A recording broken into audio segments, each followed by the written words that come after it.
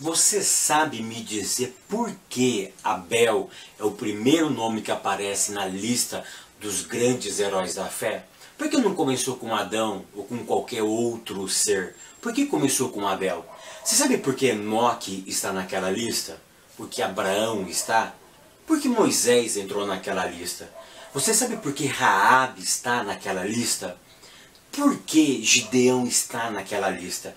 Será que hoje eu e você podemos entrar na lista dos grandes heróis da fé? Essas e outras questões serão respondidas nesta vídeo, então não percam!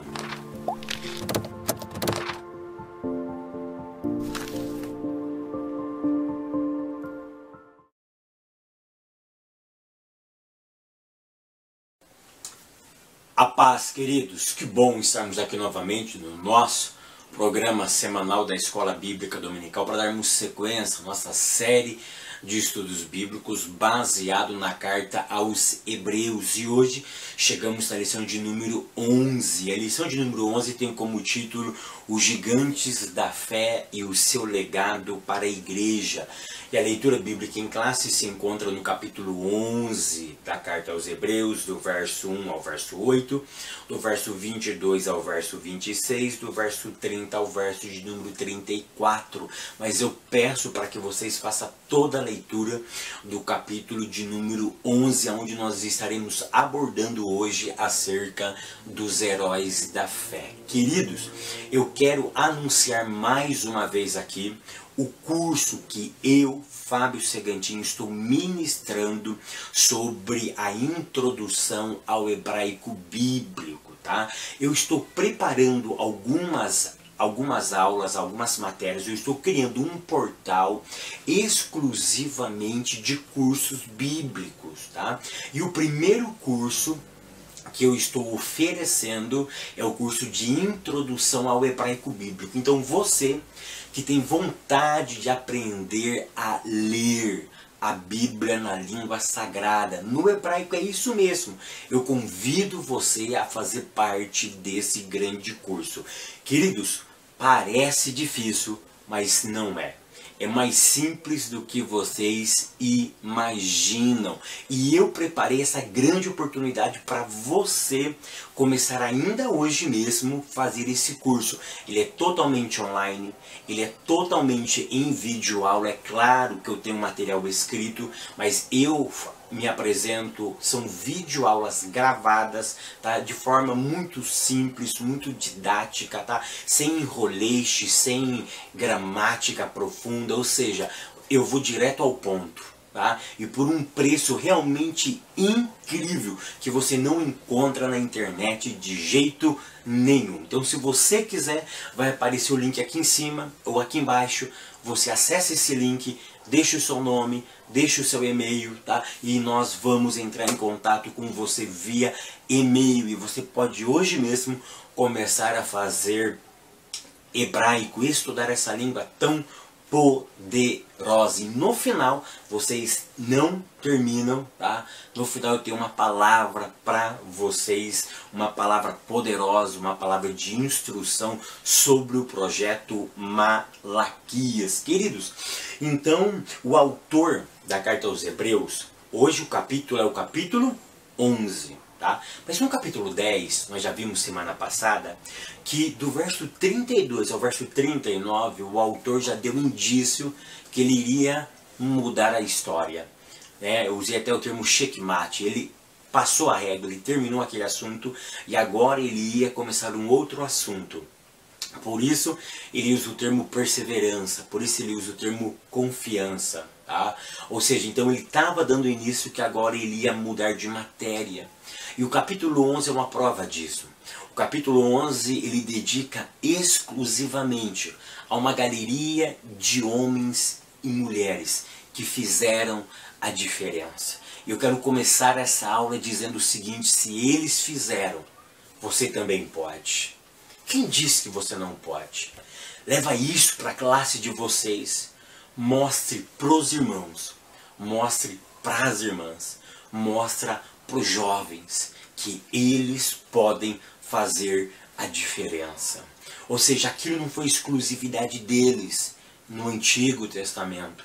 Isso pode ser teu.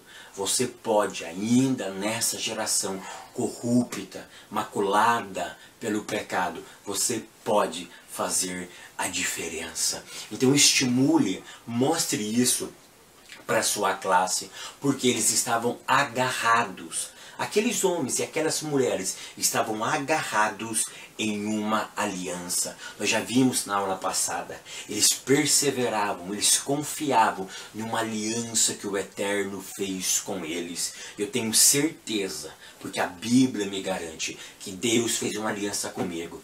Deus fez uma aliança com vocês. E é agarrado nessa aliança que nós podemos fazer proezas em Deus. Ou seja, eles tiveram fé, eles acreditaram.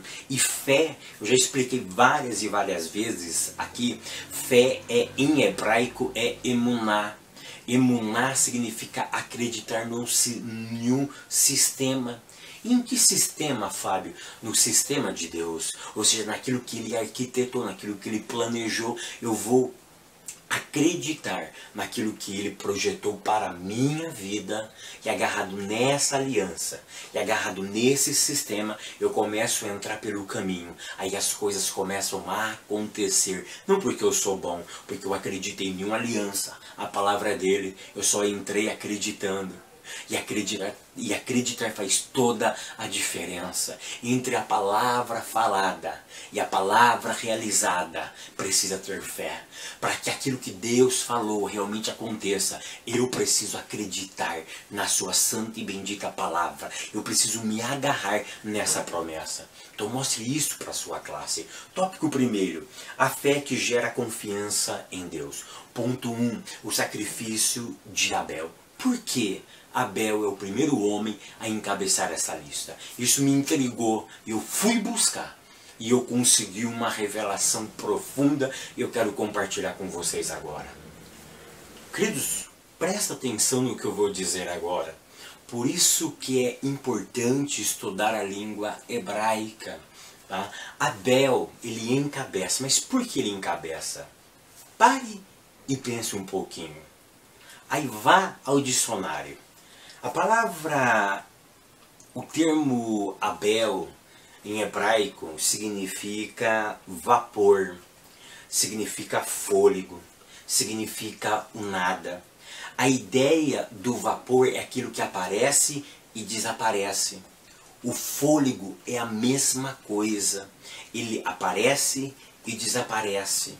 Ou seja, ele surge rápido, mas ele vai muito rápido também. Sabe por que o nome de Abel aparece e encabeça esta lista? Tem algumas explicações para isso, mas eu quero dar uma para mostrar para vocês que o que importa não é quanto tempo eu vivo, mas é a qualidade da minha existência. É por isso que Abel significa vapor, fôlego. Ele aparece nas Sagradas Escrituras, mas ele vai embora muito rápido. Perceba que ele vai embora dessa terra de forma abrupta, muito rápida. Ele é morto de uma forma traiçoeira. Mas perceba que a Bíblia narra pouco, muito pouco a sua história. Mas a Bíblia narra que o que ele fez agradou o Eterno. Então, por que então Abel inicia a lista dos heróis da fé? Porque na verdade não precisamos viver muito para fazer proezas em Deus. Tem pessoas que vivem 80, 100 anos e não fazem, não vivem a vida para Deus. Eu não sei quanto tempo Abel viveu, mas perceba que Caim viveu muito mais do que Abel. Mas Caim fez muito mais burrada do que Abel. Abel viveu menos do que Caim, mas ele viveu para a glória de Deus. Querido, querida, eu e você não sabemos quanto tempo ainda nos resta, mas viva de forma intensa. Faça a vontade de Deus, faça proezas para Deus e em Deus. Ou seja, você pode fazer, você pode viver uma vida intensa para a glória de Deus. Ponto 2.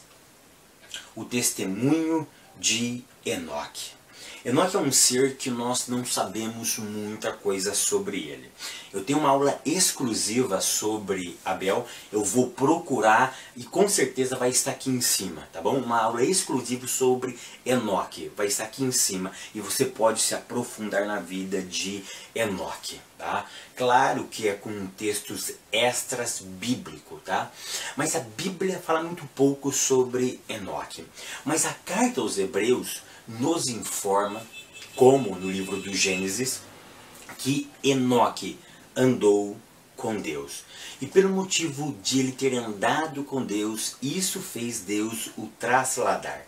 De Deus tomar ele dessa terra e levar para um lugar aonde nós desconhecemos. Tá? Mas o que eu quero chamar a atenção é que no próximo verso, tá, da carta aos Hebreus, a Bíblia vai dar indícios, tá, desse andar. A carta aos Hebreus diz que Enoque andou com Deus e por isso foi trasladado. No próximo verso, ele vai nos informar como que Enoque andou com Deus.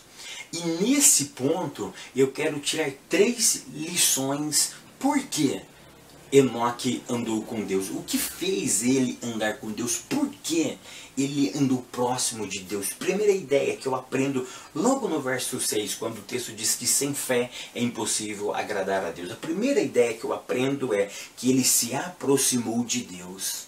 Sabe o que isso significa? Ousadia. Ele não teve medo. Ele teve ousadia. Ele buscou a presença do Eterno, mas com agravante.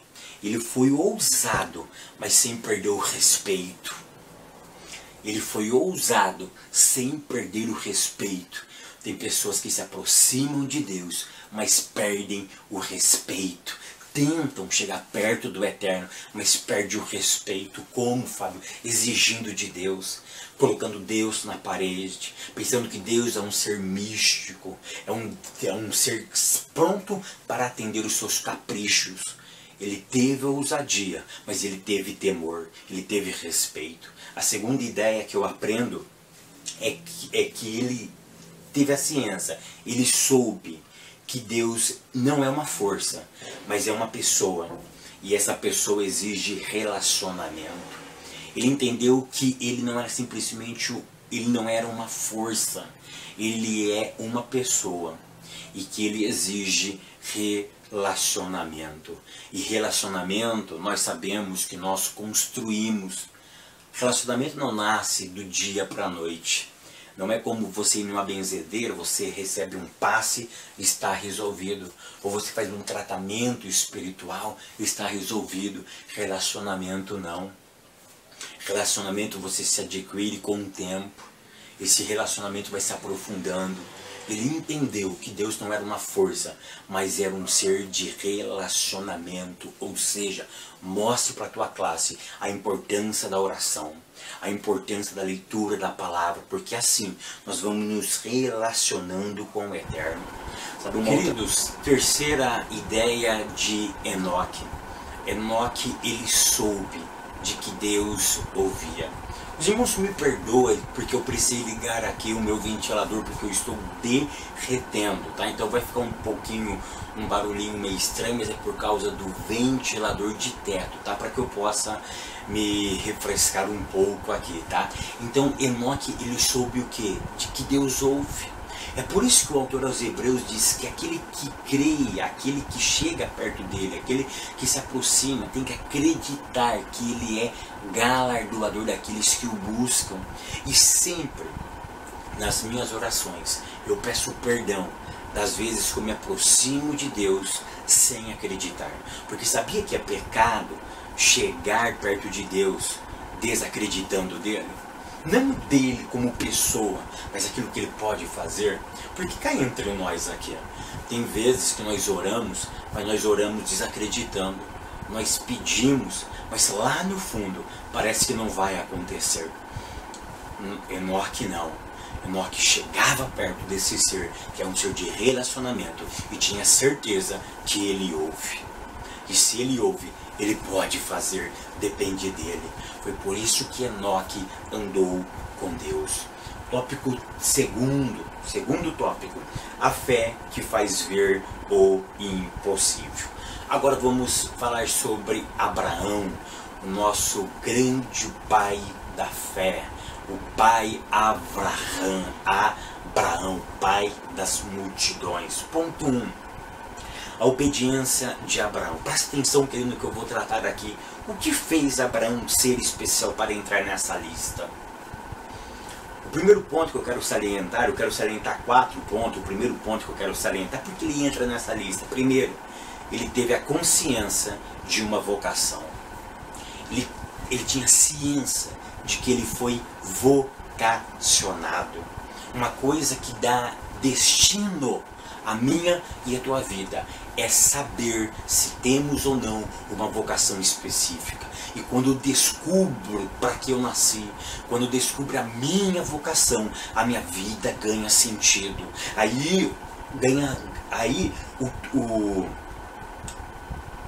O segundo tópico ganha sentido. A fé que faz ver o invisível. Ou seja, quando eu tenho ciência da minha vocação, a minha vida ganha sentido. Eu começo a ver o invisível. Então, por que Abraão entrou nessa lista? Porque ele teve a ciência. Ele sabia da sua vocação. Você sabe da tua? Mostra isso para a classe de vocês. Aguça desperta neles isso. Será que eles sabem a vocação deles? Por que Abraão entrou nessa lista? Segundo ponto. Primeiro, ele soube da sua vocação. Segundo, ele atendeu o chamado. Não basta saber para que nasceu, tem que atender o chamado. Tem que se deleitar no chamado, tem que caminhar dentro do chamado, tem que fazer a santa vocação de Deus para a tua vida. Então, primeiro, ele sabia do chamado. Segundo, ele atendeu o chamado. Ele saiu da sua terra, ele saiu do seu conforto, ele desprendeu do seu mundo e da sua realidade para viver uma outra realidade que não era dele, mas que era de Deus. É isso que faz Abraão ser um ser emocionante. Ponto terceiro. Por que Abraão entrou nessa lista? Terceiro ponto, ele creu que Deus sabia mais do que ele. Olha que interessante, ele sabia da vocação. Isso não fez dele orgulhoso, porque ele atendeu a vocação. E ele entendia que aquele que chamava sabia muito mais do que ele. É por isso que ele acreditou na palavra. O Eterno disse para ele: sai da tua terra, sai da tua parentela e vai para uma terra que eu te mostrarei. Ou seja, o Eterno sabia muito mais do que ele. É por isso que fez Abraão entrar nessa lista, porque ele creu que Deus sabia muito mais do que ele. Ele quebrou a arrogância, a prepotência. Ele se despiu do seu autoconhecimento e dependeu exclusivamente de Deus. Mas aí você está se perguntando: Fábio, mas Abraão pecou. Inclusive o meu livro que eu escrevi, Erros e Acertos do Amigo de Deus, se você quiser adquirir esse livro, manda um WhatsApp para mim. Eu vou deixar o WhatsApp aqui, ou manda um e-mail para mim, tá? Que eu mandarei esse livro para você por um custo muito, muito pequeno, tá? Fábio, mas ele pecou, ele errou. É aí que está o quarto ponto que fez Abraão entrar nessa lista. Ele nunca desistiu da vocação de Deus. Isso é fantástico. Ele acreditou no chamado, ele atendeu o chamado, ele creu que Deus sabia muito mais do que ele, mas ele tinha consciência de que ele iria falhar como falhou. Mas ele não desistiu. Sabe qual é o segredo? É não desistir. Caiu, levanta, sacode a poeira, pede misericórdia para o Eterno, pede perdão para o Eterno, não faça mais e vai para frente. Como dizem em inglês, let's go, vambora, vamos para frente. É isso que fez Abraão em fazer a diferença. Ponto 2. A fidelidade de José. José, aquele moço, ele me impressiona. Aquele moço, ele faz toda a diferença para a minha vida. José, ele é um modelo de fidelidade no mundo infiel. Para José não importa se a infidelidade estava na casa, no trabalho, na igreja ou na sociedade. Ele tinha uma ideia e essa ideia ele não abria mão. Valores não se negocia, se conserva. José ele é o homem que não negocia os seus valores. E nós estamos numa geração que negociamos valores. Hoje a gente negocia para ser consagrado. A gente negocia para fazer um negócio debaixo dos panos. Nós vamos negando valores eternos para coisas efêmeras. Preste atenção, José ele é um moço que entendeu que valores não se negociam, se conservam. E conservar valores no mundo infiel é dificílimo, mas é possível, porque José me garante que é possível sim ser fiel no mundo infiel. E nós vemos a desvalorização desses valores dentro da igreja. Fala dentro da igreja, dentro da igreja, dentro da igreja, no trabalho, dentro de casa. Então eu percebo que em todos os segmentos da sociedade temos essa inversão de valores. Mas José nos mostra que é possível sim ser fiel no mundo onde todos estão sendo infiéis. Sabe uma outra coisa que nós aprendemos também com José? Que a morte não tem força para destruir a promessa de Deus na tua vida. José sabia que o povo iria entrar na terra do Egito. José sabia desta promessa. É por isso que ele disse: quando vocês entrarem, peguem os meus ossos e levam também. Queridos, isso é profundo. Isso me emociona, sabe por quê? Porque ele acreditava e ele sabia que a morte não ia deter essa promessa de Deus na vida dele. Ele acreditava que o povo de Israel ia entrar na terra prometida. Por quê? Porque Deus tinha cumprido a sua própria promessa na vida dele. Então ele tinha ciência disso, de que o povo iria entrar na terra prometida. E ele disse: não deixou de fora não. Mas eu estarei morto. Talvez alguém gritou: não deixa eu para fora não. Leve os meus ossos com você, porque eu acredito na promessa de Deus. Queridos, olha que testemunho lindo, que fé linda. Nós em vida desacreditamos ainda da promessa. Esse homem, sabendo, próximo da sua morte, não desistiu da promessa e queria, ainda que, eu sei que morto não tem vontade própria, mas a crença dele não estava depois da morte, estava em vida. Ele acreditava nisso, ele tinha confiança que isso iria acontecer. E a ida dos ossos dele era um legado para as outras gerações. Era um legado.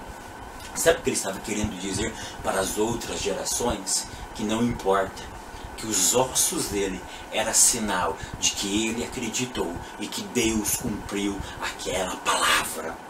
Isso é muito interessante, isso é lindo de se ver. Tópico terceiro, não, ponto terceiro agora, temos o ponto terceiro, a determinação de Moisés. O que fez Moisés entrar nesta galeria? Queridos, eu tenho uma aula espetacular sobre o legado de Moisés. Tá? Se eu conseguir achar, eu vou deixar ela aqui em cima. Tá? O legado de Moisés é uma aula extraordinária. Por que Moisés entrou nessa lista? Primeiro ponto, porque ele entrou na lista dos heróis da fé. Porque ele fez a promessa virar realidade. Oh, queridos, quando eu prego isso, eu me emociono. Já preguei muito sobre o legado de Moisés. Para quem Deus fez a promessa? Para Abraão. Mas quem é que fez a promessa virar realidade? Eu sei que quem faz é o Eterno, é Deus. Mas qual foi o homem que fez isso tornar uma realidade? Moisés. Moisés fez isso virar uma realidade. É por isso que ele entra na galeria dos heróis da fé. Por que ele entra nessa galeria? Segundo a ideia, ele recusou ser famoso. Ele se recusou ser chamado filho da filha de Faraó. Era status, era polpa. Agora quem sou eu? Sou filho da filha de Faraó. Eu sou o cara, você tem que me respeitar, porque o meu avô, ele manda neste lugar. O meu avô, ele que é o dono desse pedaço, é o meu avô. Ele poderia ter fama, sucesso, proeminência, holofotes em cima dele, mas ele recusou ser chamado filho da filha de Faraó. E hoje, o que as pessoas mais buscam dentro da igreja não é Jesus, não é sua presença, é fama e status. Porque Moisés entrou nessa galeria, terceira ideia, ele preferiu a dor do que a prosperidade. O texto me informa que ele preferiu a dor, o sofrimento, o escárnio, viver com o seu povo, que é humilhado pelos egípcios, do que ter a glória da sua família, ter a glória egípcia. Ele preferiu ser humilhado com o seu povo do que ter a prosperidade da terra do Egito. Querido, lembra de uma coisa: você é peregrino em terra estranha. Prefira sofrer com os santos do que ter a prosperidade juntamente com os ímpios. Sabe o que fez Moisés entrar nessa galeria? O escritor aos Hebreus, não foi eu que escrevi, ele diz que Moisés viu quem? Jesus. Mas ele conhecia quem era Jesus? Não, o termo ainda não existia. Mas sabe por que o autor usa essa expressão? Porque Moisés, pela tradição oral, ele conhecia uma profecia. Claro que ele conhecia várias, mas ele conhecia uma profecia especial, que era a profecia de Gênesis 3, verso 15. E da semente da mulher ia nascer um. E esse que nascesse da semente da mulher, ele ia fazer toda a diferença. Ele seria o profeta, ele seria o Messias, ele seria o Salvador do seu povo. Ele seria o grande homem esperado. Sabe o que fez Moisés entrar nessa galeria? Ele acreditou e viu a semente da mulher. É por isso que ele mesmo profetizou em Deuteronômio: vai levantar um profeta dentre nós, entre os nossos irmãos, que é muito mais poderoso do que eu. Ele viu aquilo que ninguém estava vendo. Ele viu a semente da mulher. Tópico terceiro: a fé que dá poder para avançar. Ponto primeiro: a ousadia de Josué. O que fez Josué entrar nessa galeria tão seleta? O primeiro motivo que fez Josué entrar nessa galeria tão seleta: ele entendeu que cada geração tem que cumprir o seu chamado. Lembra que quando Moisés morre, eu já preguei várias e várias vezes, eu amo pregar essa mensagem, eu me empolgo, eu fico todo empolgado. Presta atenção, olha o que Deus diz para Josué, capítulo 1, verso 1. Josué, Moisés já é morto. Ou sabe o que Deus estava querendo dizer? Já passou a geração de Moisés. Não chore mais pelo leite derramado. Agora você tem que viver na tua geração a tua própria experiência.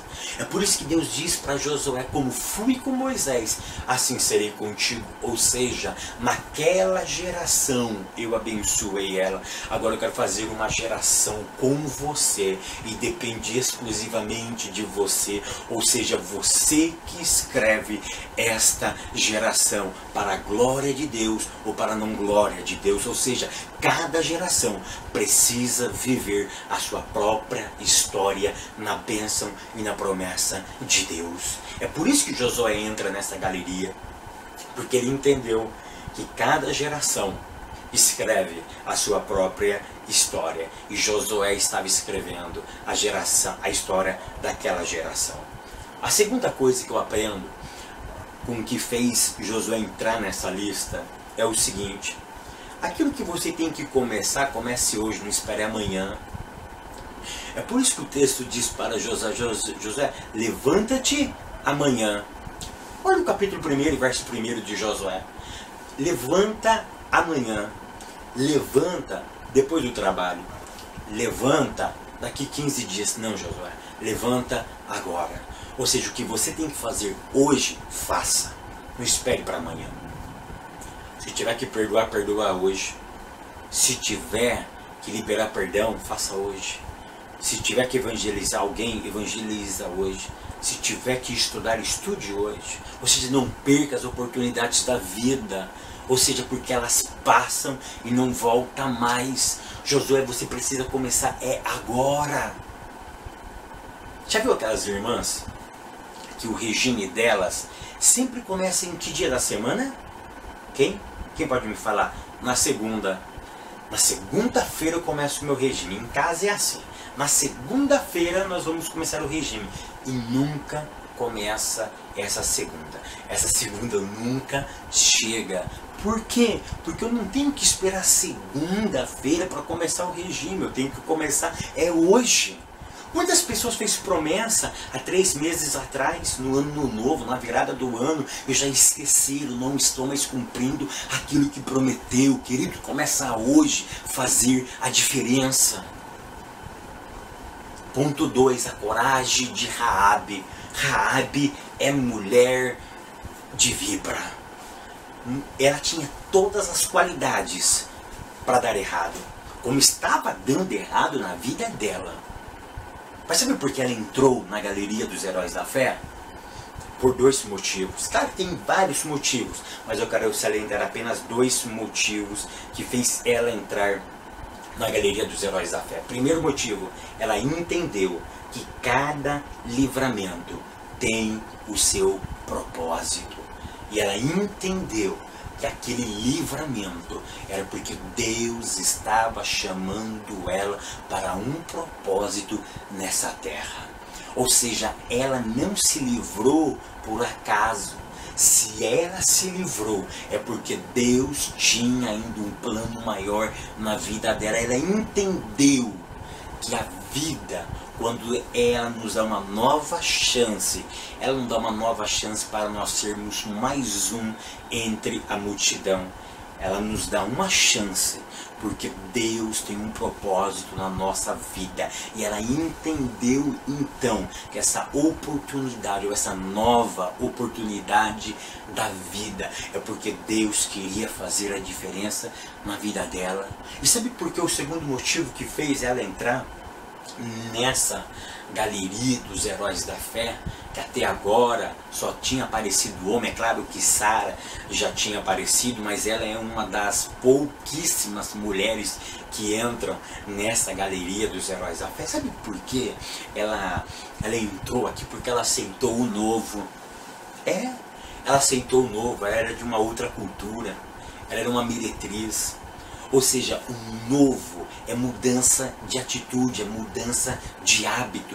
E nós não queremos mudar o nosso hábito porque entendemos o que estamos fazendo está certo. Nós nos acha interessante o segundo motivo que fez com que Raabe entrasse na galeria dos heróis da fé é porque ela aceitou o novo.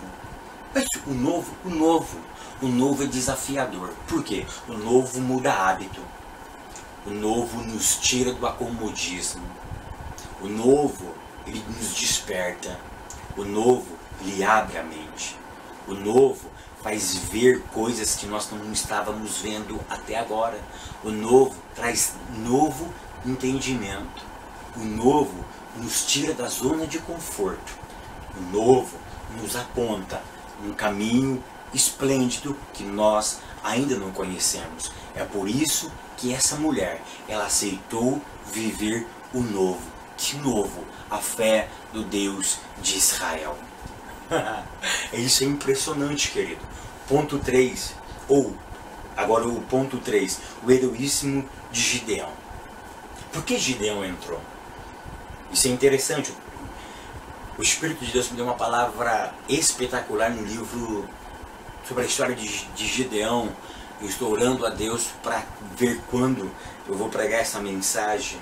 E é tão interessante que existem vários motivos que fez Gideão entrar nessa lista. Mas um motivo é espetacular. Sabe por que Gideão entrou nessa lista? Ele entendeu que Deus não é mais um entre muitos, mas o Senhor é o tudo. Lembra da história dos 70, dos 300? Gideão começou com um enorme número e o Senhor foi tirando. E não é que sobrou 300. Gideão deu aquela baqueada, Senhor, os 300. Olha quem vem contra nós. Não tem 300, tem muito mais de 300. Gideão entendeu que Deus não é mais um entre os outros. Ele é o tudo. Ele é suficiente. Ele é a razão. Ele é o alfa, ele é o ômega, ele é o princípio, ele é o fim, ele é a nossa bússola, ou seja, ele é a razão da nossa existência. Sem ele eu não sou nada, porque sem eu, ele continua sendo Deus. Presta atenção, sem eu, sem você, ele continua sendo Deus, mas eu e você, sem ele, nós não somos nada. Gideão entendeu isso, que não é a quantidade de pessoas que faz a diferença, mas é Deus está no centro, é Deus está no controle, e quando Deus está no controle, tudo vai dar certo. E eu termino essa aula dizendo o seguinte: você também pode entrar nessa lista. Comece hoje a fazer a tua própria história. Comece hoje mesmo a escrever a tua história com o próprio Deus, que eu tenho certeza que você vai ser mais um dos heróis da fé. Que o Eterno continue te abençoando, a tua casa, a tua família, os teus negócios, e até semana que vem, querendo Deus. Queridos, como prometi no começo da aula, eu vou dar uma palavra rapidinho para vocês, tá? Aquele projeto que eu falei no começo, na última aula com vocês, eu tenho um nome para esse projeto. Eu estava orando há muito tempo, tem mais ou menos uns 3 anos atrás, e Deus me colocou esse projeto. Eu gravei uma aula sobre ele, nunca mais falei sobre esse projeto. O Dr. Caramuru até me parabenizou na época por esse projeto, e eu quero recolocar ele novamente em prática. Chama Projeto Malaquias. Plantando hoje, colhendo amanhã. E eu disse na última aula que eu preciso da ajuda de vocês. Para quê? Porque eu quero alugar uma sala, equipar essa sala com qualidade. Para quê? Para que lá seja o nosso, eu falo nosso porque ele é meu e seu, o nosso quartel-general. Lá eu vou gravar as minhas aulas. Lá eu quero fazer pregações, é isso mesmo, pregações evangelísticas também, para alcançar almas ao Senhor. E para isso eu conto com a tua ajuda, meu irmão. Eu conto com o teu apoio. Eu não quero milhões, não. Eu publiquei um vídeo, esse vídeo vai aparecer aqui, ó, que eu explico mais sobre o Projeto Malaquias. Se eu tiver 1000 pessoas, se eu tiver mais, melhor, mas se eu tiver 1000, que me dê apenas, irmãos, apenas 10 reais. 10 reais. Vocês vão potencializar o meu ministério. Vocês vão potencializar aquilo que eu quero fazer. Tá? Eu não estou pedindo para me enriquecer, não. Eu não estou pedindo para eu conseguir coisas para mim, não. É para o reino. Eu preciso de 1000 pessoas. 1000 voluntários no Projeto Malaquias, plantando hoje, colhendo amanhã. Eu preciso de 1000. Se Deus tocar no seu coração, Deus já começou a tocar. Tem irmãos que estão mandando 100, 50. Querido, eu preciso de 1000. Se eu tiver 1000 valentes, 1000 pessoas, que Deus está tocando no seu coração agora, me ajude. Eu vou fazer o seguinte, eu falei que eu ia deixar um link, não deu para eu fazer esse link, tá? Eu vou deixar o número da conta bancária aqui embaixo, na descrição desse vídeo, vai aparecer em algum lugar nesse vídeo, e conforme vai passando o tempo, faça um compromisso com Deus. Faça de contribuir mensalmente, porque eu vou alugar uma sala. Eu quero alugar essa sala. E quando eu alugar, eu vou lá, eu vou filmar, porque vocês vão fazer parte desse projeto. E eu conto com a ajuda de vocês, tá? Projeto Malaquias, plantando hoje, colhendo amanhã. Que o Eterno continue abençoando a tua vida, a tua casa, a tua família e até semana que vem, querendo Deus.